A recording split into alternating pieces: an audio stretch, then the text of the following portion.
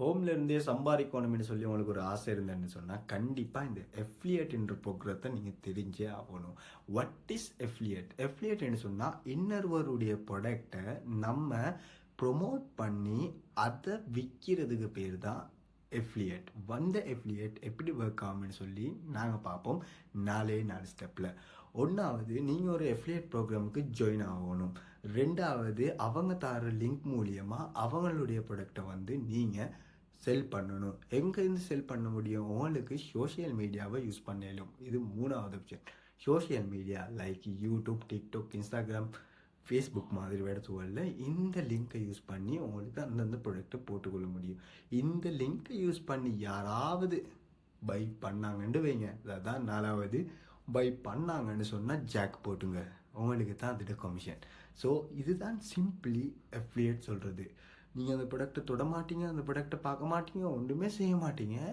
நீங்கள் just promote பண்ணுவீங்க. Promote பண்ணுற மூலியமாக அந்த லிங்க்கை கிளிக் பண்ணி யாராவது பர்ச்சேஸ் பண்ணாங்கன்னு சொன்னால், நீங்கள் எந்த கம்பெனியில் அஃபிலியேட் ப்ரோக்ராமுக்கு அப்ளை பண்ணீங்களோ அவங்களுக்கு தெரியும் இந்த லிங்க் வந்து உங்களுடைய இதுதான் சொல்லி. ஸோ கட்டாயம் அவங்க உங்களுக்கான கமிஷனை தருவாங்க. இதில் எப்படி சம்பாதிக்க முடியும்னு சொன்னால், இப்போ உதாரணத்துக்கு ஒரு டீ கிளாஸ்ன்னு வைங்களே. இந்த டீ கிளாஸை வந்து 5000 ரூபான்னு சொல்கிறாங்க. டீ கிளாஸ் எல்லாம் 5000 ரூபா வராது, சும்மா யதார்த்தத்துக்கு தான் சொல்கிறேன். டீ கிளாஸை 5000 ரூபான்னு சொல்கிறாங்க. அதே மாதிரி இந்த டீ கிளாஸுக்கு 10% கமிஷன்னு சொல்கிறாங்க அஃபிலியேட் பண்ணுறவங்களுக்கு.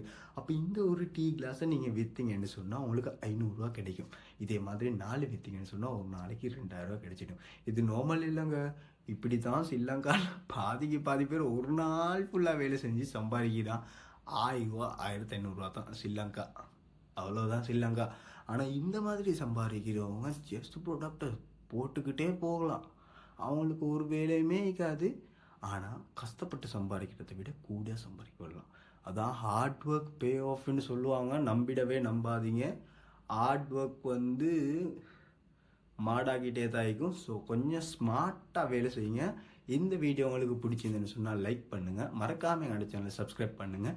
இந்த மாதிரி ஹார்ட் ஒர்க்குக்கு பின்னாடி போகிறவங்க யாராவது இருந்தாங்கன்னு சொன்னால் கட்டாயம் அவங்கள கொஞ்சம் நின்று எதை நோக்கி ஓடுறீங்கன்னு சொல்லி கொஞ்சம் பார்க்க சொல்லுங்கள்.